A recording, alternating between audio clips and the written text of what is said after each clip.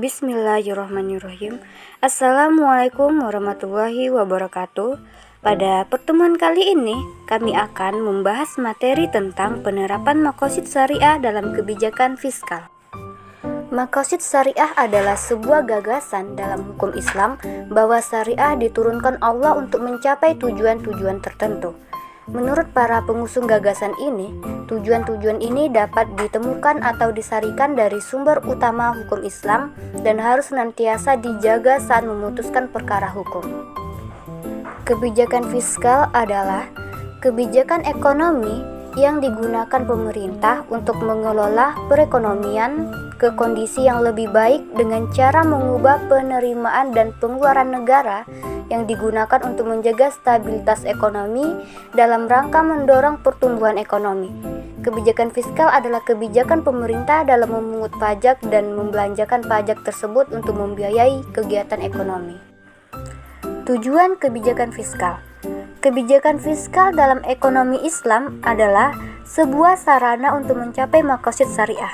Tujuan dari kebijakan fiskal dalam Islam adalah untuk menciptakan stabilitas ekonomi, tingkat pertumbuhan ekonomi yang tinggi, dan pemerataan pendapatan, ditambah dengan tujuan lain yang terkandung dalam aturan Islam, yaitu Islam menetapkan pada tempat yang tinggi akan terwujudnya persamaan dan demokrasi yang tinggi.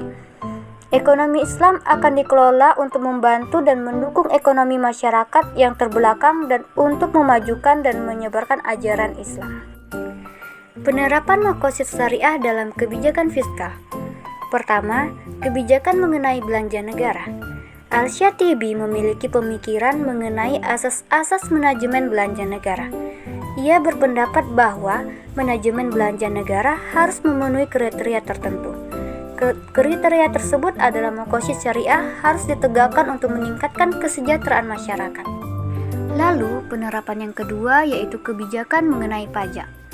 Tidak hanya dalam hal belanja negara, Al-Syatibi juga menegakkan maslahah dalam pemungutan pajak. Ia berpendapat bahwa pemungutan pajak harus berasaskan maslahah sebagaimana yang dianjurkan oleh pendahulunya, Imam Al-Ghazali dan Ibnu Al-Faraq.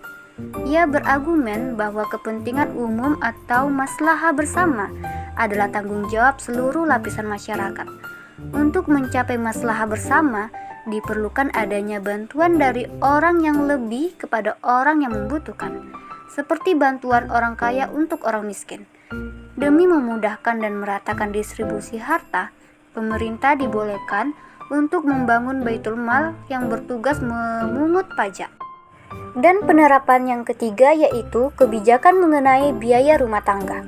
Dalam hal biaya rumah tangga, Al-Syatibi memiliki pemikiran dalam hal regulasi upah minimum. Ia berpendapat bahwa syariah meliputi akidah, amaliyah, dan juga khuluqiyah. Regulasi upah minimum masuk ke dalam amaliyah yang harus dikerjakan sesuai dengan ajaran Islam. Upah minimum rakyat diregulasi berdasarkan kebutuhan mereka di dunia. Penentuan kebutuhan rakyat tersebut harus sesuai dengan maqasid syariah. Oke, cukup sekian materi dari kami. Terima kasih yang sudah menonton. Bye-bye.